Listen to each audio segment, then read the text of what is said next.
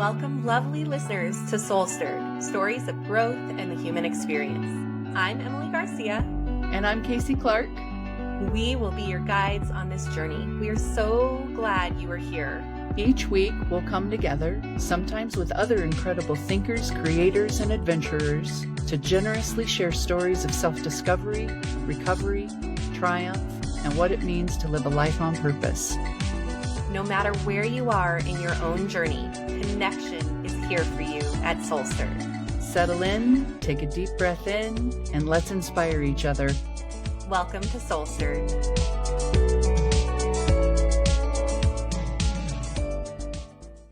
Tell me what's happening in your life. So many things. And then I feel like it can be summarized with this. So it's July 29th. It's my dad's birthday. Happy birthday to your dad. Yeah. Happy heavenly birthday. He's been gone for 9 years. 4 years ago, no, 3 years ago. So 2021, coming out of COVID, I was working, as you know, as the director of a learning and development system that was, our responsibility was to create the training world for the Department of Human Services throughout the state. And I had been doing that for about 8 years.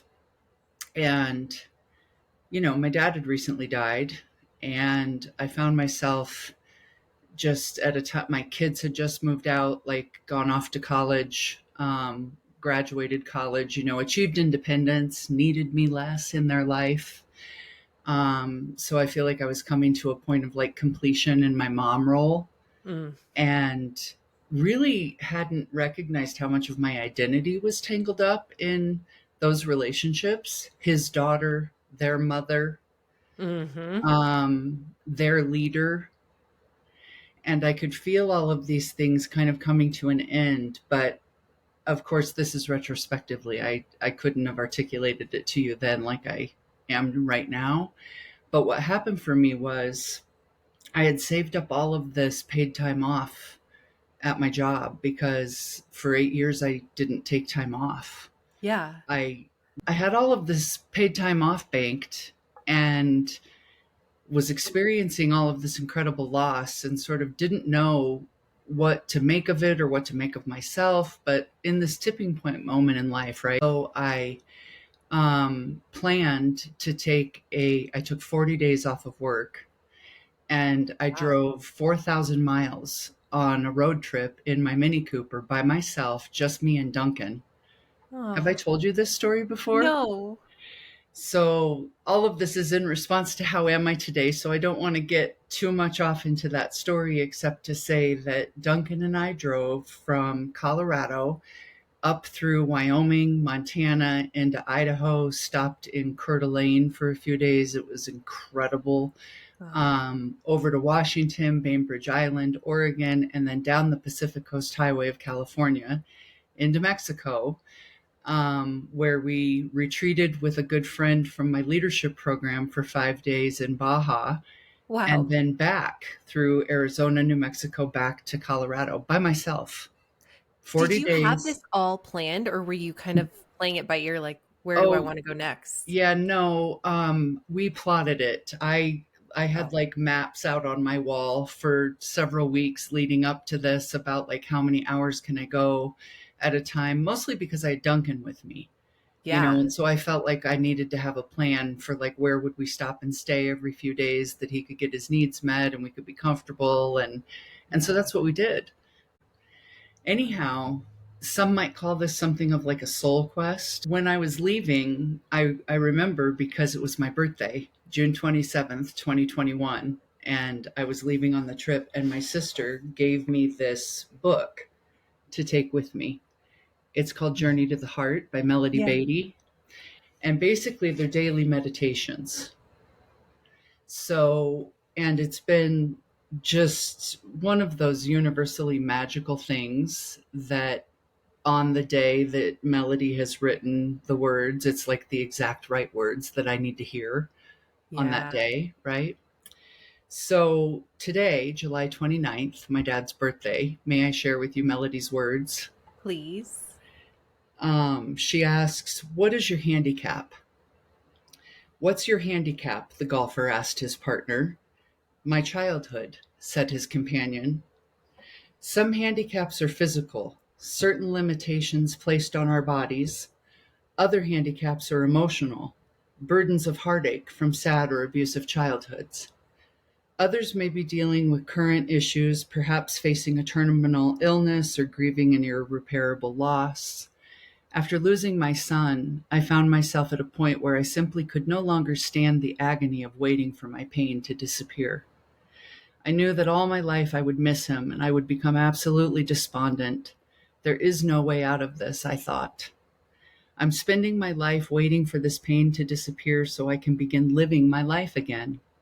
But the pain will never disappear, and I'll never begin living my life again. That's when a gentle idea began to change my life. I began to understand that I was living and working with a handicap.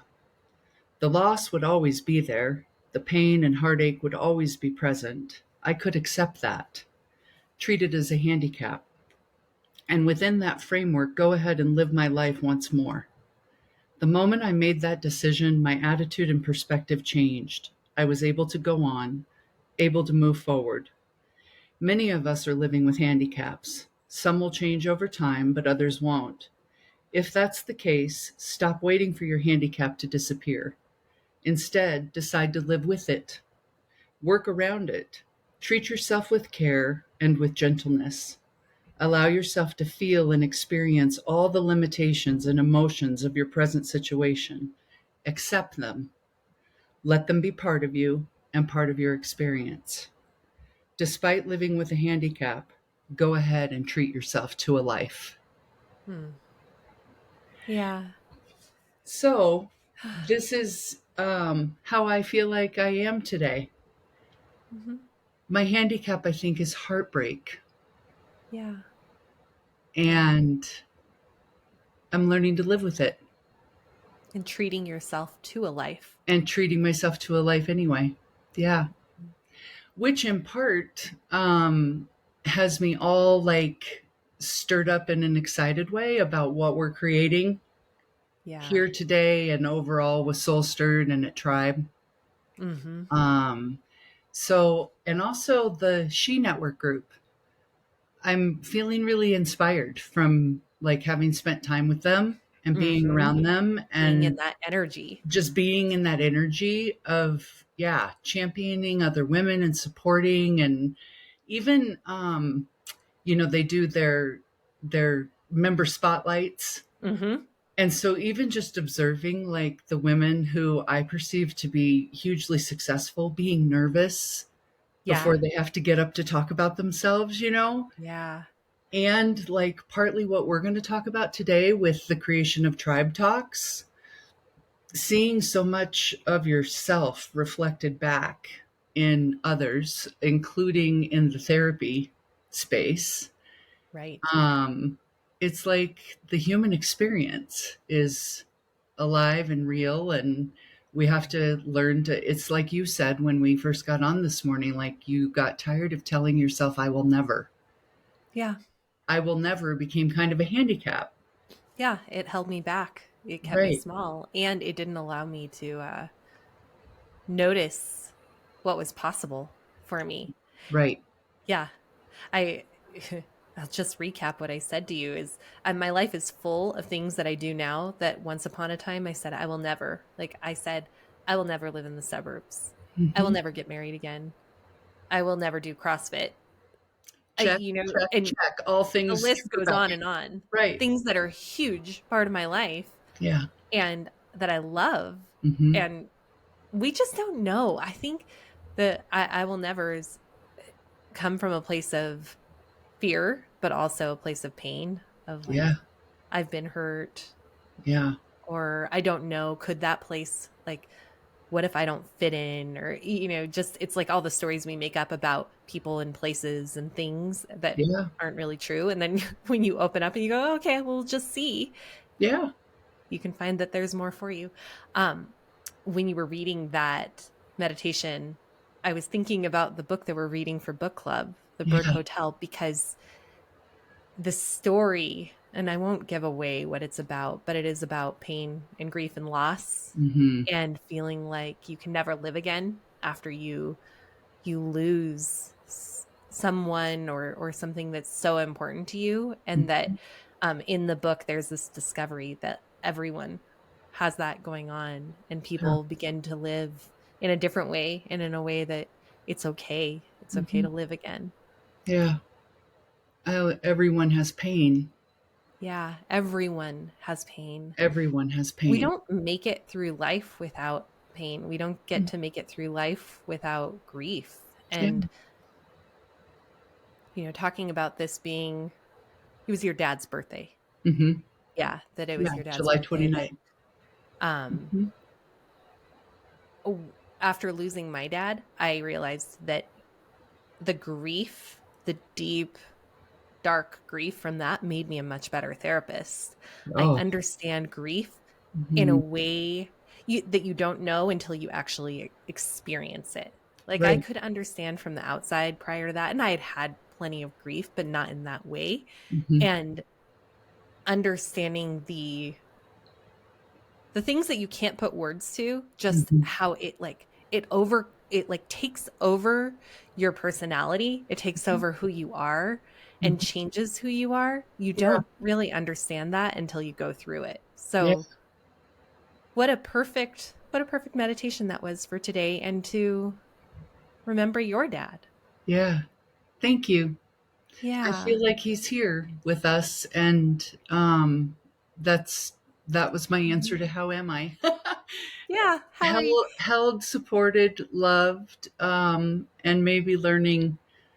Um, I think it's important when we talk about pain, um, to use the practice of like inquiry and discernment. Mhm. You know, so I'm hesitating to say like compartmentalize it, and yet it's also like recognize it as a feeling. Yeah. Feelings have only one job. They want to be felt Yes. so that they can move. They're energetic. They want to move through us. Emotions are meant to be in motion. Correct. And motion is lotion. So when you feel it, it gets to go into movement, and then that's soothing. That will heal. Mhm. And they don't want to make your decisions for you.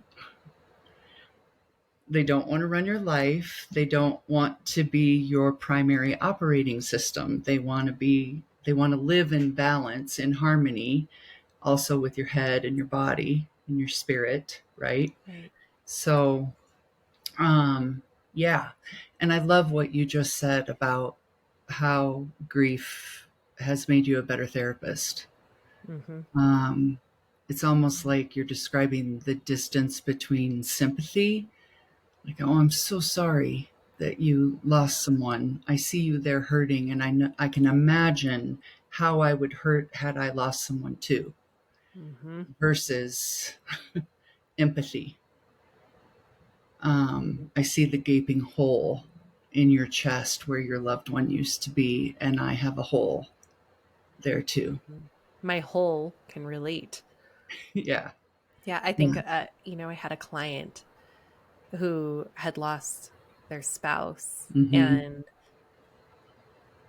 I remember being in session with her and going, like, it was the sympathy, and of course, I also had empathy, but I didn't fully understand grief at that point, and I supported her to the best of my ability. Yeah.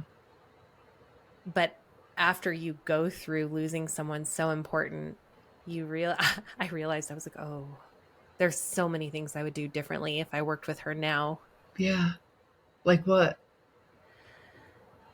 We're all taught the phases of grief model, that when you're grieving, you go through sadness and anger and bargaining and Denial, shock. denial and acceptance. There are Mm-hmm. those 5 phases, and they're not in any particular order, and they can pop up at different times. And it is true. It's also academic. It's also academic. It's true. Yes, you do go through anger. Yes, you go through Mhm, bargaining, like, oh, if I had done mhm. this differently, or I wish I had just had this last conversation before they were gone, or those kinds of things. They are true, but there's such a tiny sliver of the truth that there's so much more to grief. Yeah. But as you know, in school as a therapist, maybe this isn't true for everyone, but for me, I was taught that, and that was what I understood and what I Mhm, knew. And I think that once you have gone through it and you understand, like what I was saying, like the feelings and the way that it impacts your identity in a way that you can't explain, mhm. you can help people in such a bigger way, and more in a way that is so much more deep. Yeah, yeah. And then also from there, I go to recognizing, and everyone is grieving something, Hmm. Yeah. whether it's the loss of a loved one or perhaps the loss of yourself Hmm. through a life that was instead filled with trauma, Right. or the loss of a relationship, or the loss of your dream of the relationship you thought you were going to be in, the Yeah. loss of your expectations. Like everyone is grieving something. Everyone is Um, grieving something. Yeah.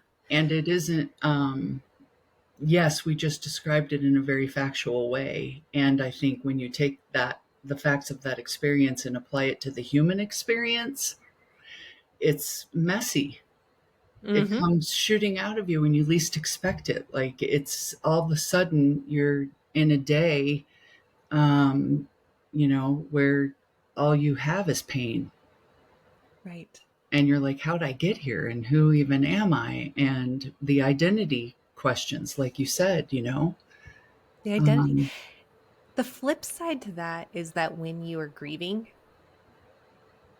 and someone has passed over mhm, who you love so deeply, the other part that I understood after losing my dad was the beauty in it too, because there is like this, like, you're suffering and then there's this beauty that comes with it. And I yeah. think that there's a very simplified, like, oh well, they're in a better place now. The things that people say because they mean well, but truly there is.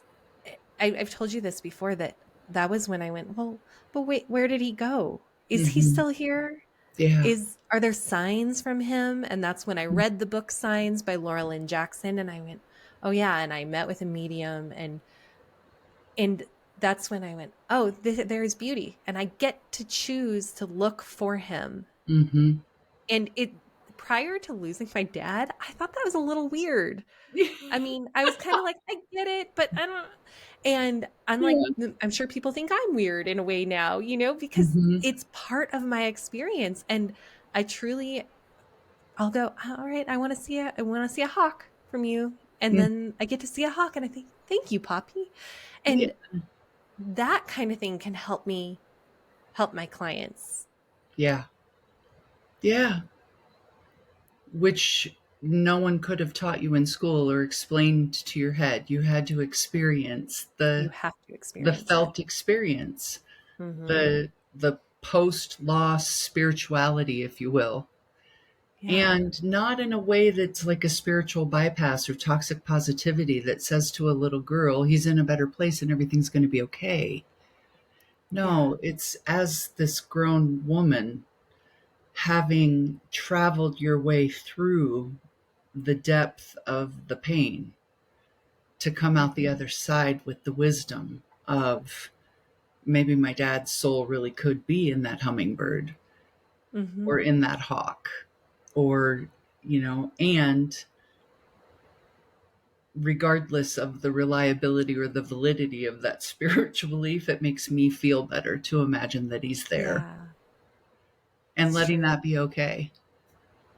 Yeah, we Right. had a family dinner for my Mhm. daughter's birthday last week. And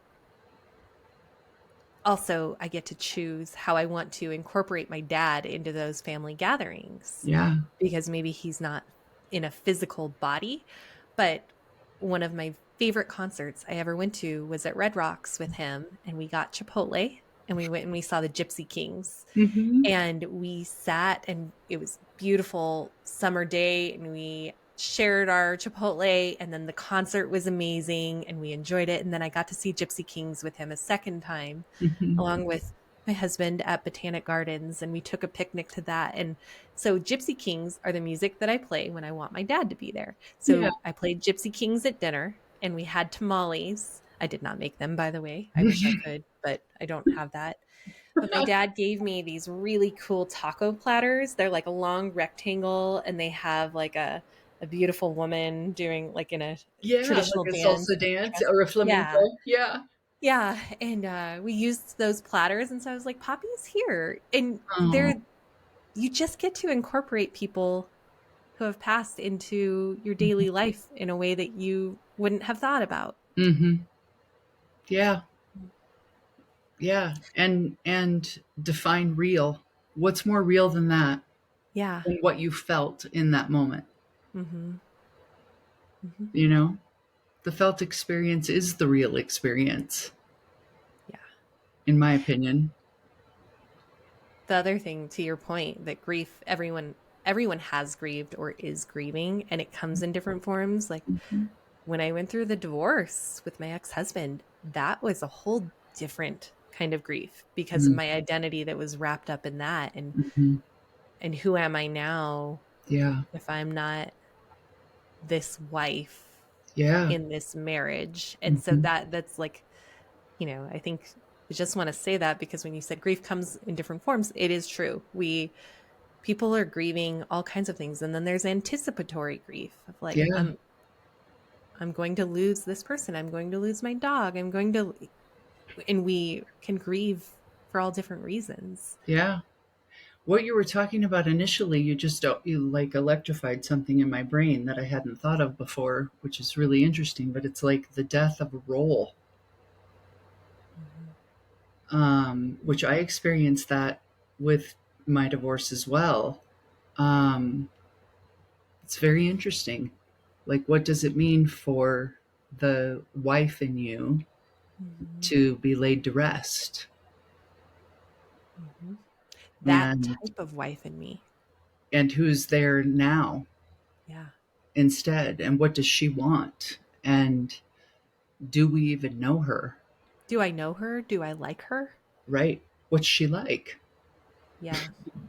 Yeah. Hmm. That What was a did you huge what did you thing. discover? Talk about that. Like when you were before you became another person's wife. Yeah, yeah, exactly. Before, and this, like I said, one of my nevers is I will never get married again. When I got married for the first time, I said I will never get divorced. Divorce Hmm. wasn't a thing that I even would consider. And so then when it happened, it's like, well, okay, Yeah.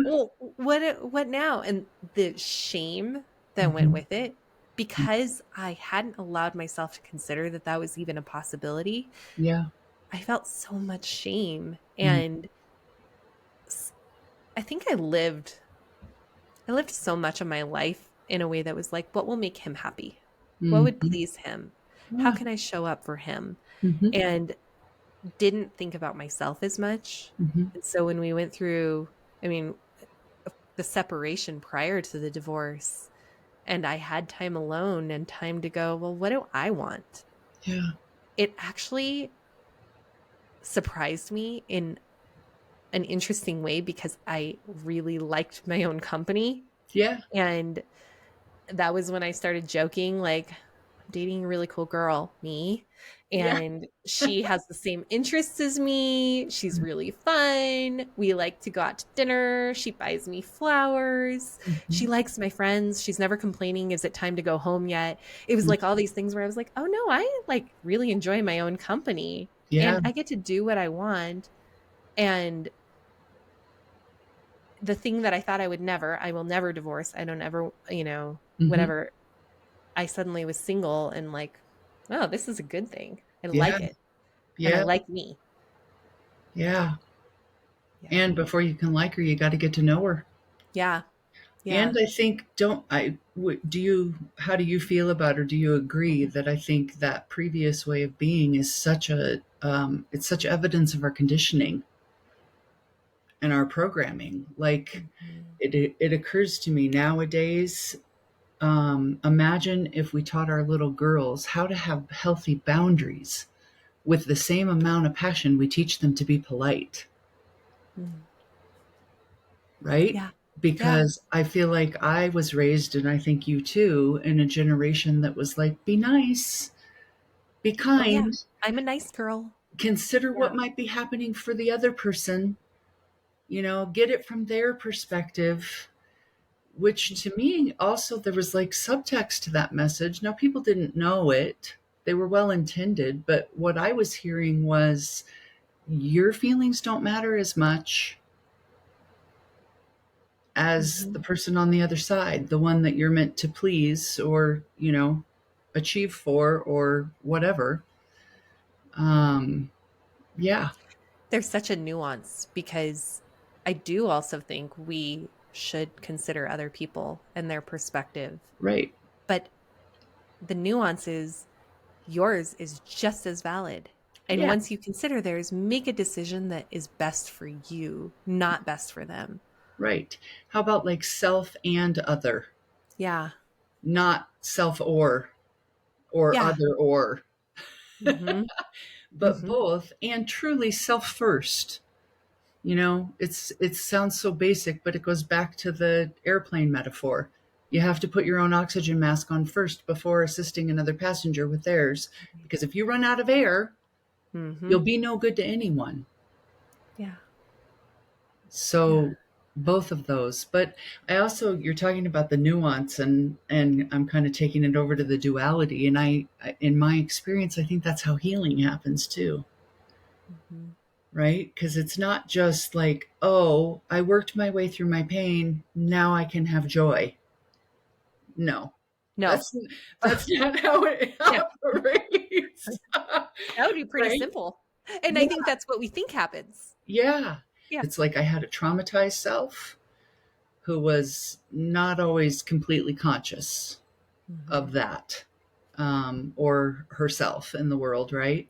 And then you could say a healing or like more conscious version self, higher, wiser self.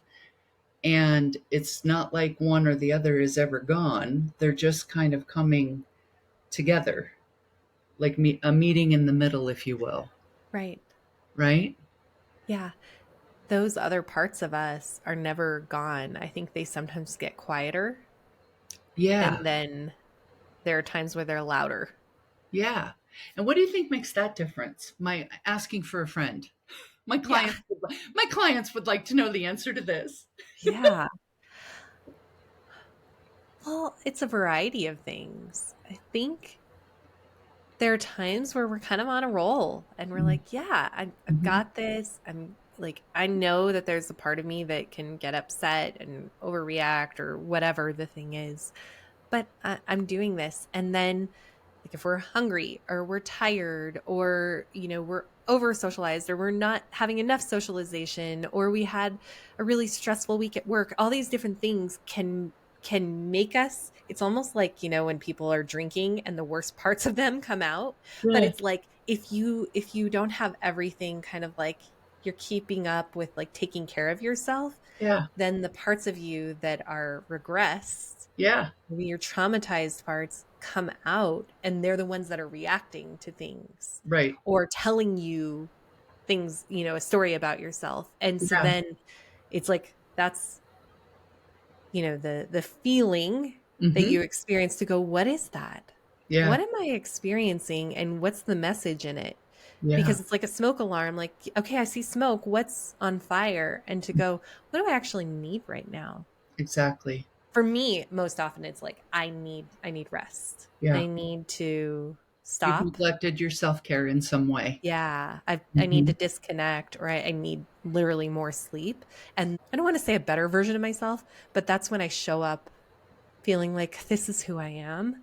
Yeah. But everyone has to ask themselves that, like, what is it that I'm neglecting right now? Where is this Mhm. message coming from? Yeah.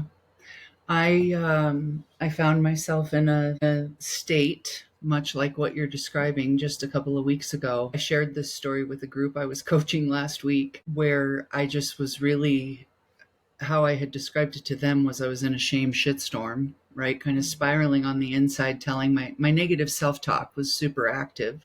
At first, I said I couldn't even tell you what triggered it or how I got there necessarily.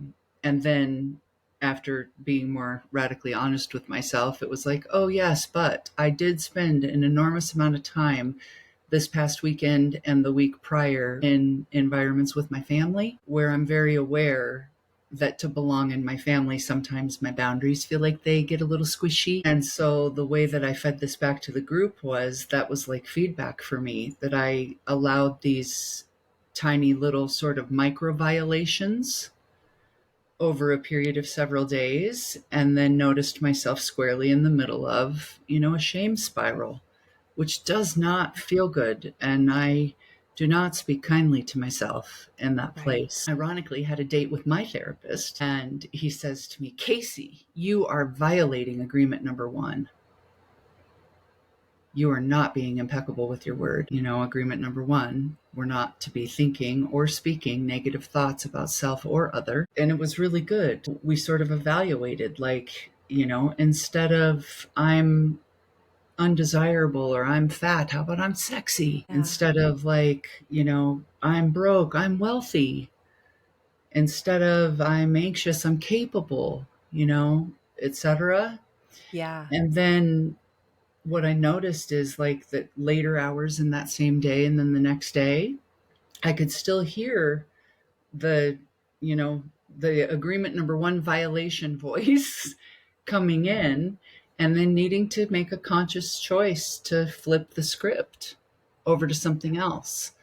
And when I did, the feelings followed, Mm. like feelings of, lighterness and joyfulness and a bounciness. And so the shit really does work.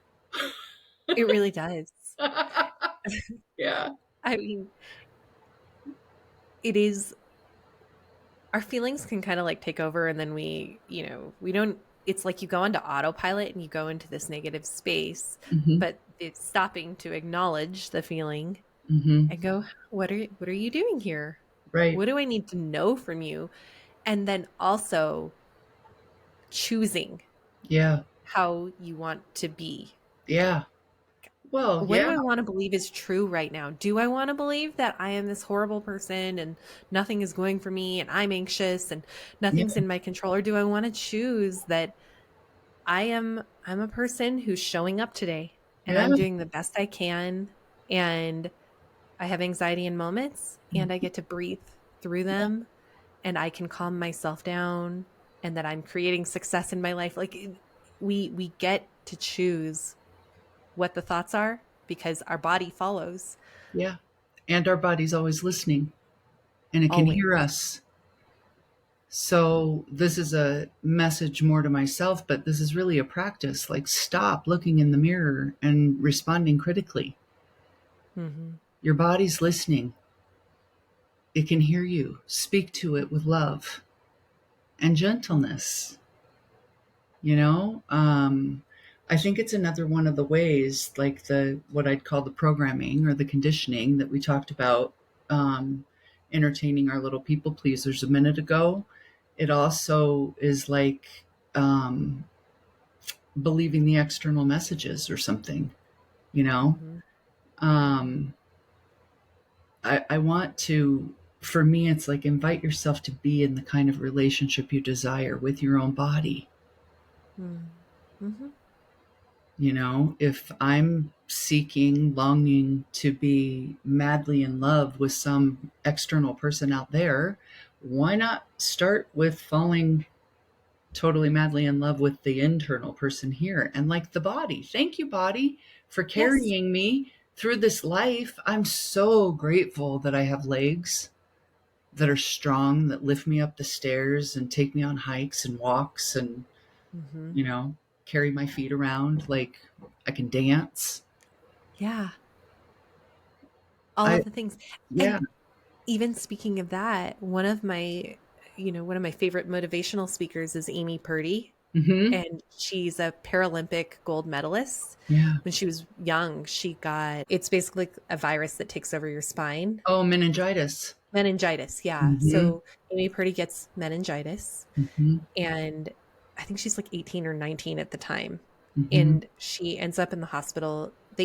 I don't remember if they amputated both legs at that point. They amputated at least one leg. She was going Mm. to die or it was amputation.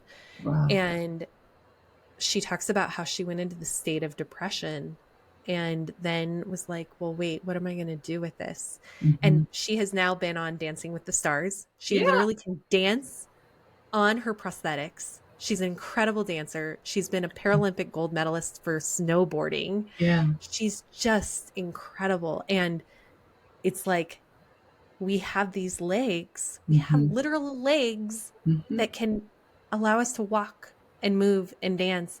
Yeah. And then you have someone like her where she lost her legs and she's so grateful for what she can do with what was made to fit her as Mm-hmm. legs.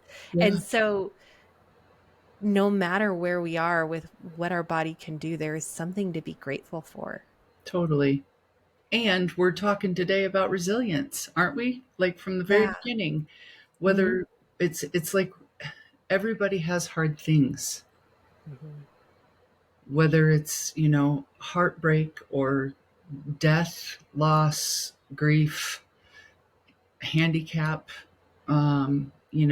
if the loss happened to your own body, it's everyone has loss and Everyone. everyone has pain. And not everyone, but our hope is for everyone. And we're just here learning this for ourselves right now, has an opportunity for rising from it. Hmm. Um, and knowing that it's I'm hesitating with my words right now because I'm wanting to not be say anything that could minimize the gravity or the depth of pain that anybody may be holding. And I'm also wanting to add, mostly for my own sake, as I'm starting to see some like color through the fog, if you will, Hmm. um, that the things that we lose and the people that we have to learn to let go of, even when we don't want to, are meant to be a chapter in Hmm. the story. They're not meant to be the entire story sometimes. Right. Um, and so, back to Melody's words, it's like find a way to hold the sacredness of everything that relationship meant to you, um, in a way that cherishes it as a treasure because you got to experience it for a period of time in your life, and then also learn the gifts in the art of letting go. Yeah. Nothing is meant to be forever. Yeah, We including want, us. We're yeah. like nature, right? We have seasons, like the trees, and we're meant to like drop our leaves every fall, go Hmm. through a period of wintering, and then grow again in the spring. And so it's really it's the human part of us that gets attached to people and things along the way. Hmm. And And you it's can't the, help but get attached, yeah, but then you go, but yeah, if I allow myself to just know, inevitably something will change at some point, mm-hmm, you can allow it to happen when the time comes. Resilience is another one of those bad words because I think it's been used as a way of being like, well, you're resilient. And like to minimize, like, oh, just kind of like almost like a get over it or, it's like move on with your life. But your trauma made you strong. yeah, your trauma made you strong. Mm, mm, And really, that is like, there's like this whole spectrum of like, yes, the trauma made you strong. And I do think my traumas have made me strong, but mm-hmm, that's a post traumatic growth. Right. because I was able to take things out of them that helped me. But the assumption shouldn't be that, oh, just move on because your trauma will make you stronger. And so I think that it's like that's another nuance Right. that we are, we show up in a better way in the world and for other people because of the things that didn't go right in our lives. Yeah. We understand other people in a much better way because we have gone through things. Mm-hmm. But it doesn't mean that you should automatically be that way, that you should automatically be like, see, I'm a stronger person because something bad happened to me. No, it takes a whole lot of feeling and healing and self evaluation and discovery work, I think, to get from one to the other. Yeah. Um, and I think the artistry or the dance of life, if you will, is learning how to balance your feet on the tip of that tiny little pole that's in between Mm-hmm. it all, where you get to hold all of the parts of yourself and all of the parts of your story and the things that have happened to you and for you as a little bit right Right. and uniquely you. This Mm-hmm. is this is what makes you you. Um, and it's like the rest of the nuance that we're talking about. It's been finding your way into this, what Buddhists call the art of detachment, I think has been a difficult thing. Yes. Because I am wired, I think, to be such a heart led, sort of feeling experience kind of person, not being attached and allowing for the people and things that I really deeply love to come and go from my life, it's been difficult to be detached and allow and still know where to care Mm. and what to care for and Mm-hmm. about, you know? Mm-hmm. Um, it's and I can feel it's like this nuance that we keep talking about. It's like trying to learn to find to just so carefully slide your way into the in between, right? Where you're loving and detached, both Yeah. genuinely. I haven't mastered that yet. I Do you think anyone ever fully masters it? well, I don't, the Buddha, I think maybe did. Yeah, The Buddha. Dalai Lama maybe's got it cornered. I mean, Perhaps Jesus. that's where monks spend their Yeah, lives practicing it every day. yeah, yeah. I don't. How do you? Please tell me the answer to how do you love deeply and let go at the same time?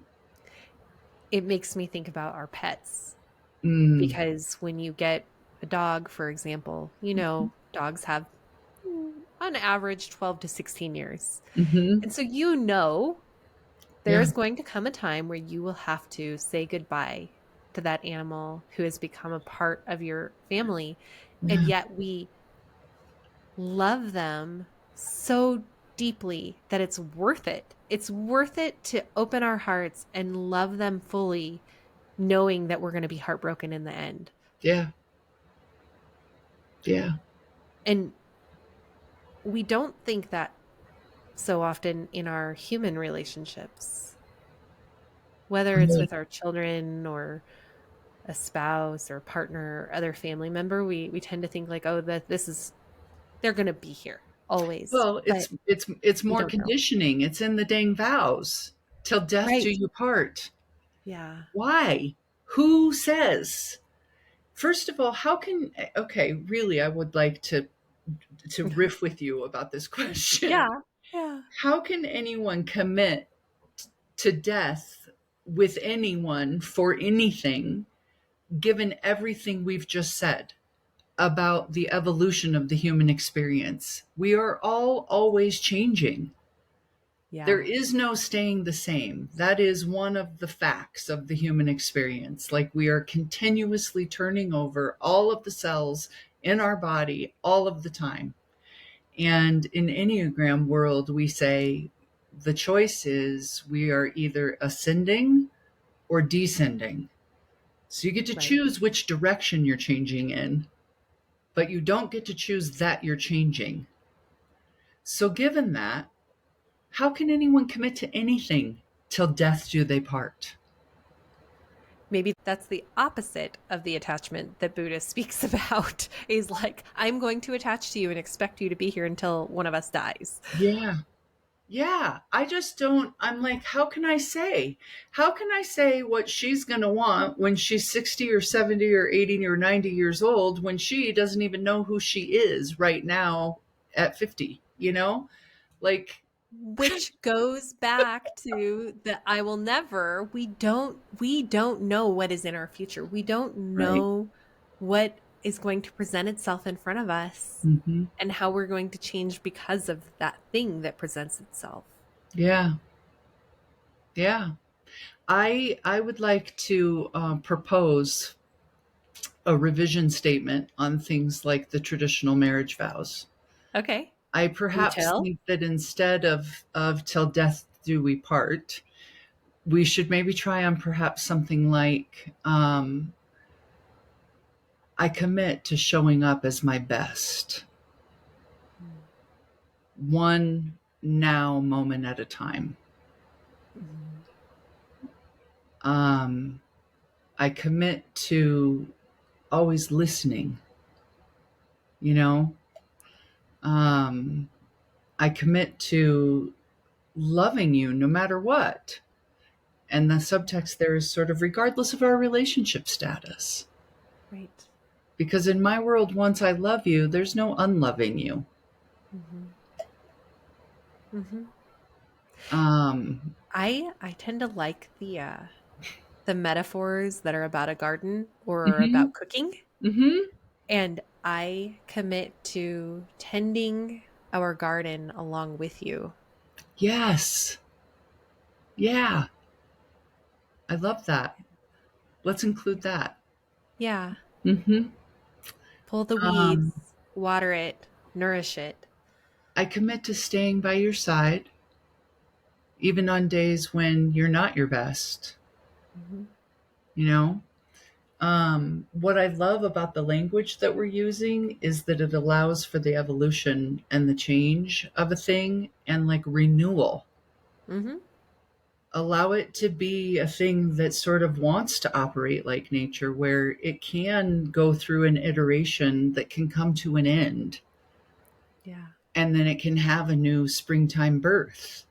Right. I think it's sort of this whole idea of till death do we part that causes things to get like sort of stale.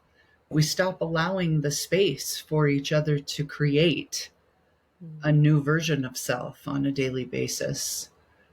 I I saw this couple one time on the Today Show. This was years ago, and they had been married like 60 years, maybe more. Yeah. And the interviewers asked, of course, like, what's the secret? How do you keep a marriage lasting for all of these decades? And I love this. The husband said, I've loved 8 women in my life, and they're all right next to me. Mm. And then the wife said, we never fell out of love at the same time with each other, you know? Yeah. Like one of us, it would come Oh. and go, it would ebb and flow because it does that, Yeah. but it never happened to us at the same time. Mm. So there was always one of us to pull us back in. I loved that couple and the way and the spins that they put on marriage. To me, those things sounded like wisdom. Yeah. Yeah. Like the permission to be able to change Mm-hmm. because we are, Mm-hmm. but that the other person understands you are going to change. And I will get to know the new you. I will get to know this person who's next to me in life and like them. So we just kind of dove right into tribe talks, didn't we? Yeah, I love it. Do we want to talk about what that is or have any sort of outline around that part? Well, when we talked about it, we said there's so much more that happens in our offices. Well, this came up because you and I were together. Mm-hmm. We started talking about things that come up for our clients. Yeah. and the way that we see them in a way that they don't yet see themselves or Mhm. don't fully see themselves. And originally, it was out of a conversation about a couple of clients who are men who are so hard on themselves, Mhm. and how we could see how special they are and Yeah. celebrate how special they are and point out a different perspective to them about how they do show up in the world, and that was our role as therapists in the room with them, is to go, you know what? Mhm. Actually, there is something I need to point out to you. This is Yeah. a really special thing about you. And so then, in talking about that, Tribe Talks became a thing that we said, there's so many cool things that happen in the therapy room that no one knows about. And people often have this idea of what therapy is all about. And it's so much more than what people imagine. Yeah. Yeah. So that's what inspired this whole branch of the SoulStirred tree, if you will, that we're now coining Tribe Talks, which in my opinion, what happens inside the therapy space is it's like you were using the cooking metaphor a minute ago, and I'd say the ingredients are like sacredness and Yeah. also something magical, because it's the love that occurs between two people, um, in the space of true trust and intimacy. What can Mm-hmm. happen in the space of trust and intimacy is love.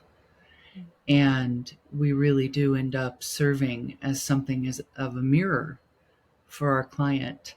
And they often mirror us right back.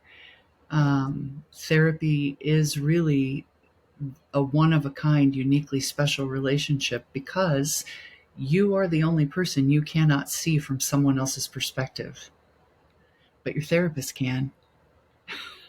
Yeah. And so that's what we're here for, is to show you back to you, having filtered you through the lens of love, which perhaps you rarely do for yourself, if it weren't for us on the other side of the room. And so we started having conversations about our clients and how much we love them, and then talking with each other in a consultative way about how some of them are struggling. And I think we were just sort of bouncing ideas off of each other, like, have you tried this? And I tried this once, and I saw Mm-hmm. this work. And for me, these kind of conversations are just electrifying.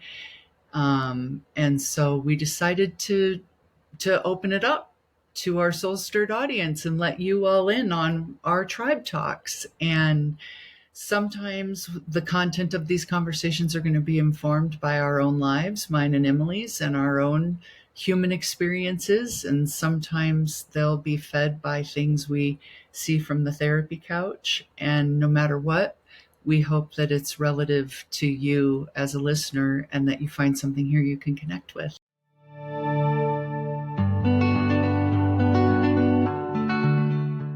Stirred listeners, thank you so much for joining us today as we bring you stories of growth in the human experience. We appreciate you, and we have a request for you. If you will take 30 seconds to do these 3 things for us. 1, follow or subscribe to SoulStirred Podcast. This makes sure you never miss an episode and helps us to make sure you never miss an episode. Head over to your preferred platform, click the SoulStirred Podcast show page, and click the plus sign or the follow button. Second, we'd love it if you could give us a 5-star rating while you're there. Finally, choose your favorite episode and share it with a friend. We are so grateful to all of our listeners for your continued support helping SoulStirred grow and ultimately inspire others through authentic connection. Don't hesitate to reach out with ideas, stories, or questions. We are always eager to hear from you. Our email and social links are found in every episode's show notes. Until next time, keep stirring your soul and embracing your journey. Take good care of yourselves and of each other. Bye-bye.